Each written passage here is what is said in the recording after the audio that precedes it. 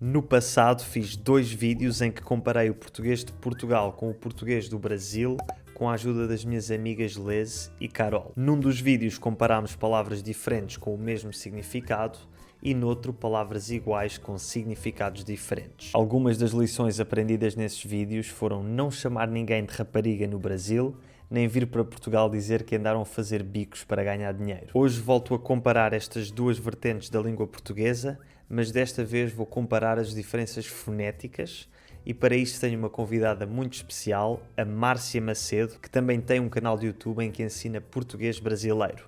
O canal chama-se Português com Márcia Macedo. Atenção, eu sei que cada zona de cada país tem características fonéticas locais e que tanto em Portugal como no Brasil há sotaques diferentes em diferentes partes de cada país. No entanto, como não é possível comparar todos os sotaques de todas as partes de ambos os países, vamos cingir-nos às características fonéticas mais difundidas em cada um dos países. E antes de começarmos, um muito obrigado ao italki por patrocinar este vídeo, mas já vos falo sobre eles mais tarde. Boa tarde, Márcia. Bem-vinda ao Portuguese with Leo. Tudo bem? Tudo bom, Leonardo? Prazer estar aqui com você, um prazer imenso. Muito prazer também. Conta-nos um pouco de onde é que és e o que é que fazes no YouTube. Bom, eu sou do Brasil, eu sou da região de São Paulo, e já há quase 6 anos eu tenho um canal no YouTube, onde eu ensino português brasileiro, né, para estrangeiros. Uma referência ao teu canal, acho que é dos maiores canais de português no YouTube, se não me engano. E hoje vamos falar sobre a diferença fonética entre as nossas versões do português, não é? E a primeira coisa que se nota, e que muitos estrangeiros também notam, é que em Portugal nós comemos mais as vogais e temos mais consoantes juntas, não é? Temos mais clusters de consoantes. E isto acontece porque o português europeu, foneticamente, é uma língua que eu não sei dizer em português, stress-timed, e portanto o timing segue as sílabas tónicas. E o português brasileiro, se não me engano, acho que em todo o Brasil, não sei se depois varia de acordo com a região, mas é syllable-timed, ou seja, as sílabas têm todas mais ou menos o mesmo tempo, não é? Sim, exatamente. Um exemplo clássico é a palavra colesterol, não é? Destas diferenças, porque é uma palavra com muitas vogais e nós em Portugal dizemos colesterol. É como se houvesse 2 pausas e o resto da palavra junta-se como se fossem imensas consoantes. Enquanto que no Brasil, como é que vocês pronunciam? Colesterol. Portanto, cada sílaba... Colesterol, exatamente, cada sílaba e com todas as vogais pronunciadas, né? No português de Portugal, você está falando teoricamente, a gente chama isso de debilitamento. Há um debilitamento, então, um apagamento das vogais. Portanto, nós apagamos as vogais átonas, que são aquelas que têm menos força, não é? E só pronunciamos quase a vogal tónica. No caso de Portugal, Portugal, é o A. Ou então, a minha nacionalidade, português, mesma coisa. Só pronunciamos o E.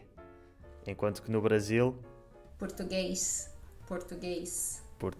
E Exatamente. ainda nós colocamos sempre um izinho, e muitas vezes nós acrescentamos vogais ainda no Brasil, que nem português. É verdade. Não existe esse i, mas a gente acrescenta um i. Uma coisa que eu notei nos comentários de um vídeo meu em que falei sobre o som ão, é que parece que no Brasil os sons nasais são um pouco mais fortes. Por exemplo, como é que tu dizes João? João. Portanto, aqui parece ser uma diferença muito subtil. Parece que em Portugal dizemos mais ão, assim um ão mais aberto, e no Brasil Isso. é mais ão. Bem mais nasalado, Mais verdade. anasalado, exatamente. Ou então, olha, por exemplo, mãe. Mãe. Exato, é mais forte. Mãe. Aí nota-se. Mãe. Sim, Mãe bem diferente. é mais Mãe. forte no Brasil. E mais ainda, eu sendo de São Paulo, sabe que dizem, né? Também não sei se há estudos sobre isso, mas dizem que em São Paulo as pessoas ainda forçam mais o nasal. E eu sou de São Paulo, então assim, fica mais não, mãe, pô, meu. Normalmente nós temos a tendência a achar vogais mais abertas no Brasil, vogais mais fechadas em Portugal. Regra geral é assim. No entanto, muitas vezes quando nós abrimos, vocês fecham as vogais. Isto aqui há um sketch muito engraçado. Uma conversa muito engraçada, dois humoristas, o Ricardo Araújo Pereira de Portugal e o Gregório do Vivier do Brasil, em que eles falam sobre isto e basicamente palavras como cocó, cocô, exatamente. E depois, por acaso já não me lembro de mais exemplos. Bebê, Nós bebê. dizemos bebé, E nós bebê.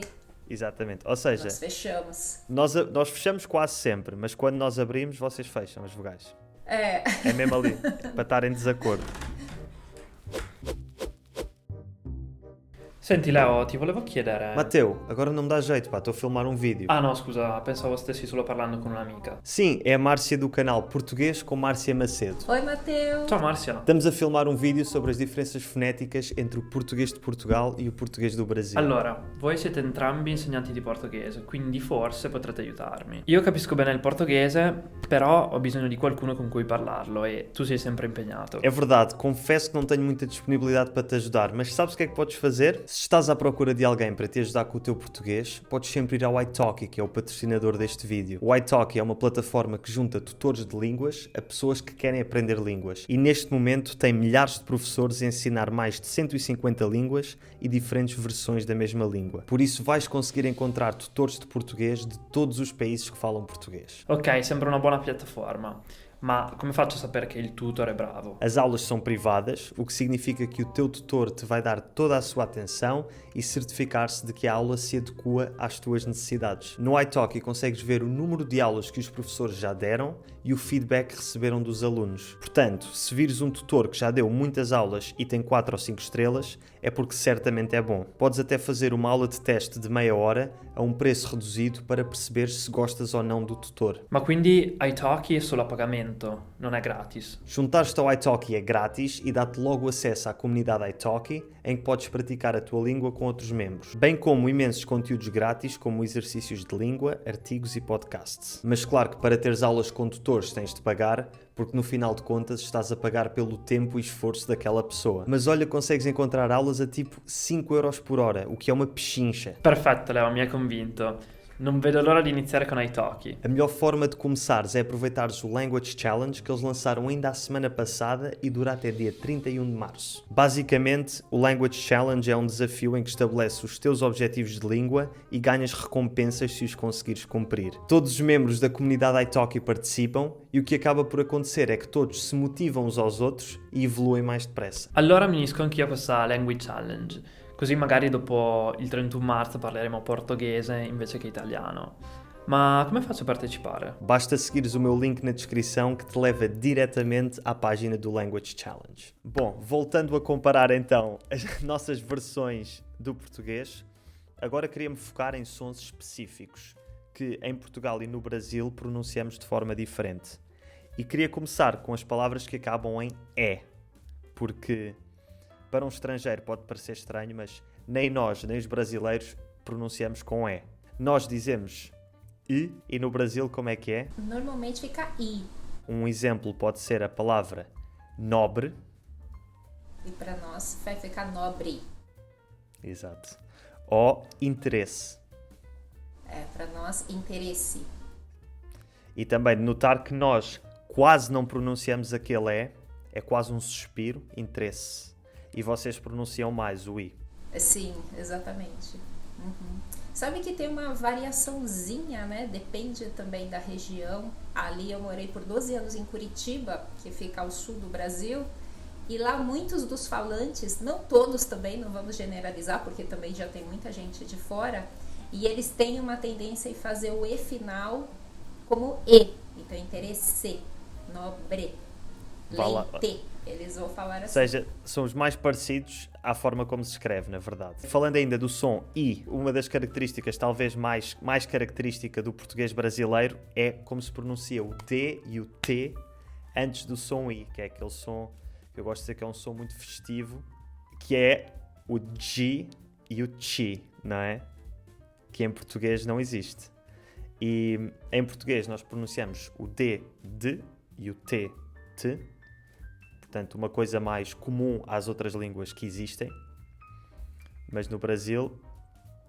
Não, no Brasil é ti e di. Ti e di. De maneira geral, também tem variação no Nordeste do Brasil, algumas regiões do Brasil, que também eles fazem como vocês, né, o português europeu, que é D e T também. Vai variar um pouquinho de região. Já falei com pessoas do Nordeste e realmente é D e T, que eu até, para um português que não sabe isso de antemão, até parece, será que ele está a tentar fazer um sotaque português para eu perceber?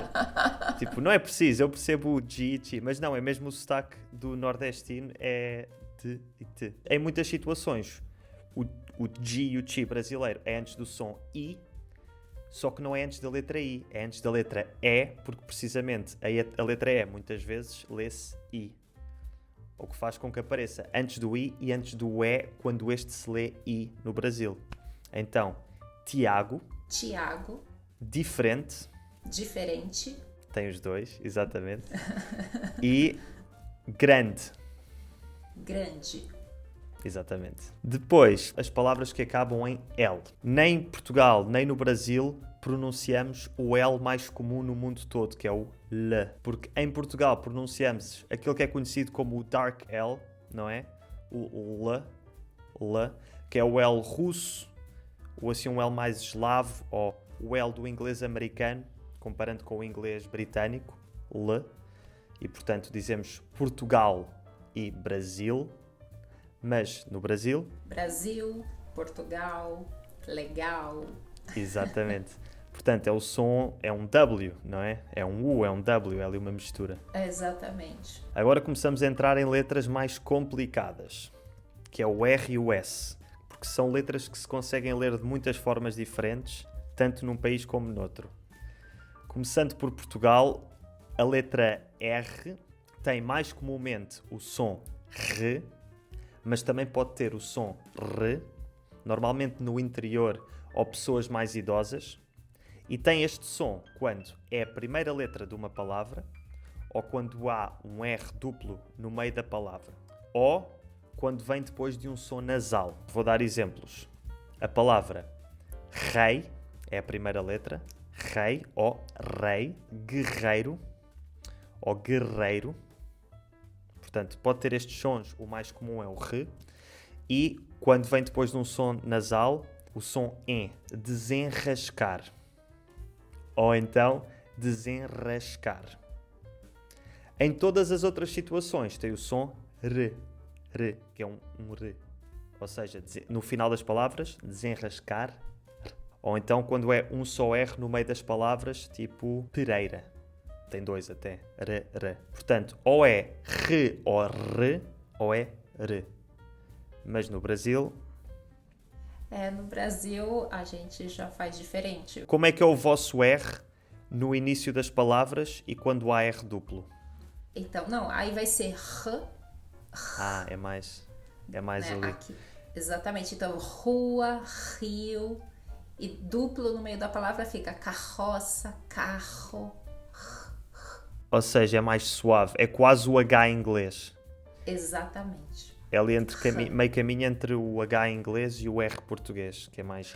E vocês também têm esse R depois de um som nasal, não é? Como é que tu dizes desenrascar? Desenrascar.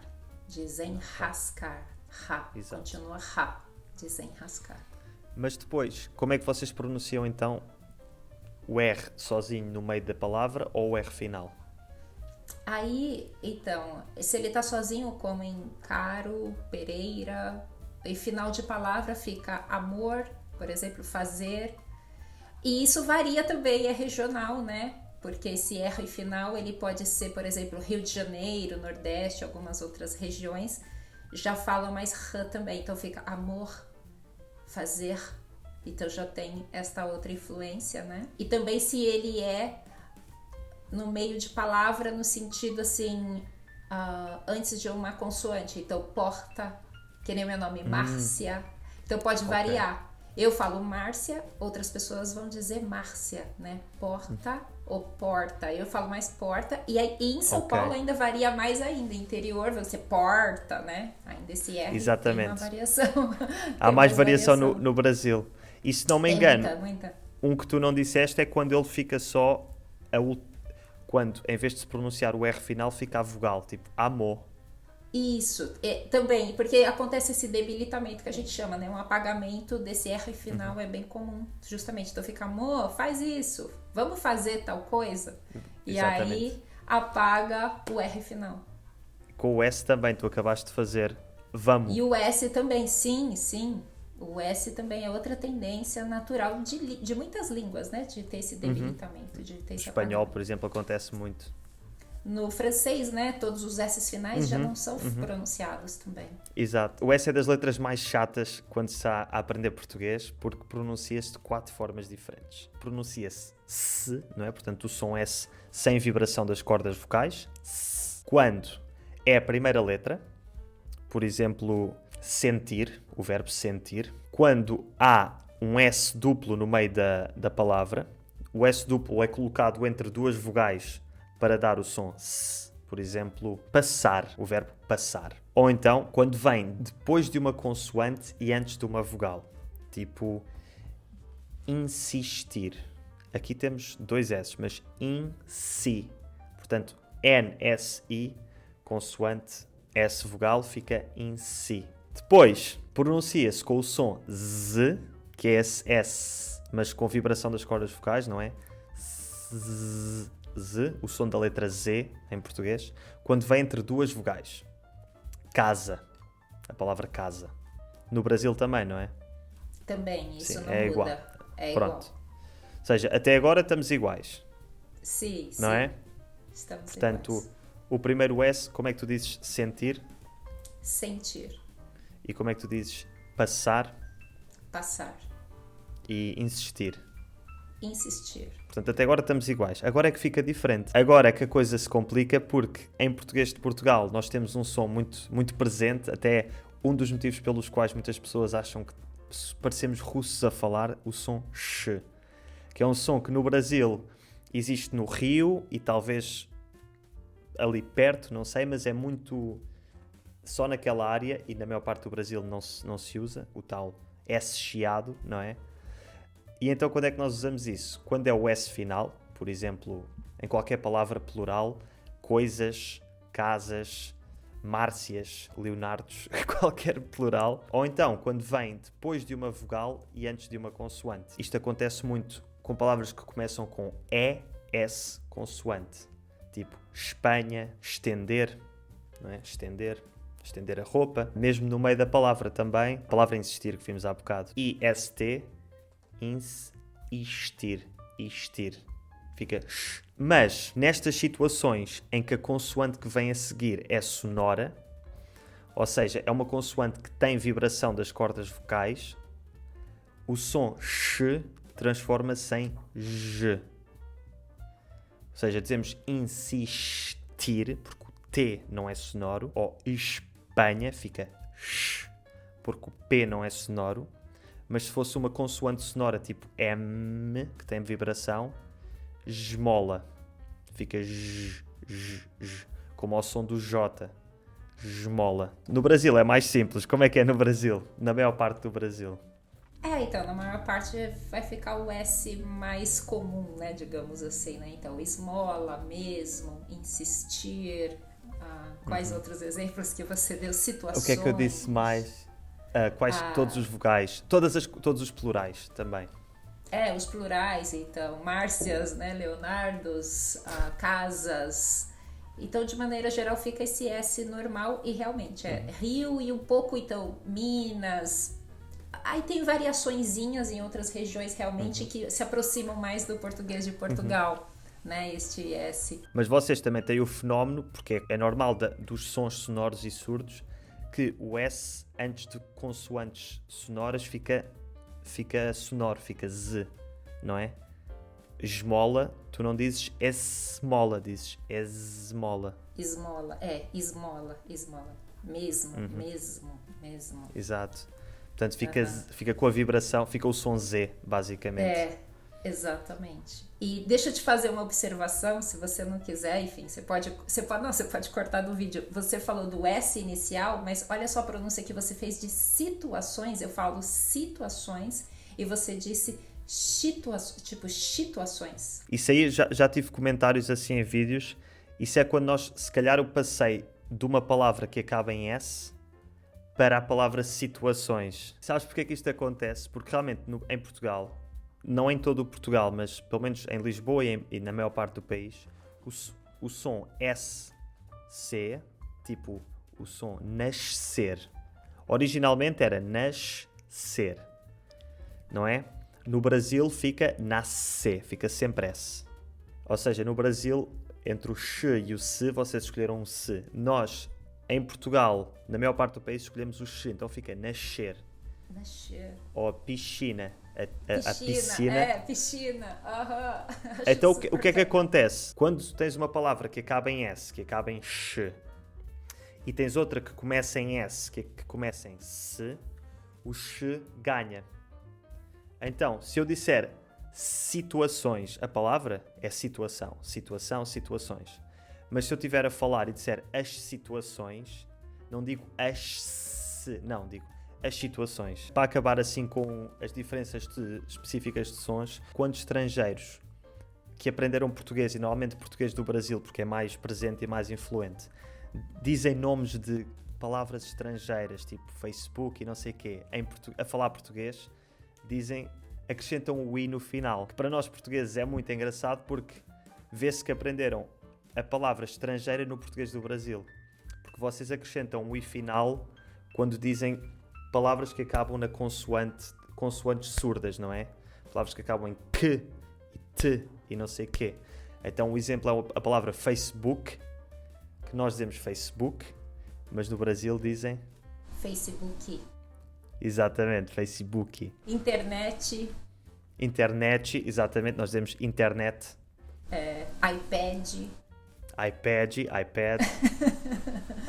Como é que dizes um computador, por exemplo, se for um Mac? Mac. E com esta concluímos esta comparação de características fonéticas de Portugal e Brasil. Obrigado, Márcia, pela tua participação. Nossa, Leonardo, eu que agradeço. Foi um prazer enorme estar aqui com você no seu canal, que é maravilhoso. Muito obrigada. Obrigado. Espero que tenham gostado e percebido melhor onde é que os sotaques português e brasileiro são diferentes. Se estiverem interessados em aprender mais sobre o português brasileiro, vão dar uma olhadela ao canal da Márcia, Português com Márcia Macedo, onde também fizemos um vídeo juntos em que explorámos as diferenças de vocabulário entre o português de Portugal e o português do Brasil. Se quiserem experimentar o italki e participar no Language Challenge até dia 31 de março, sigam também o link na descrição.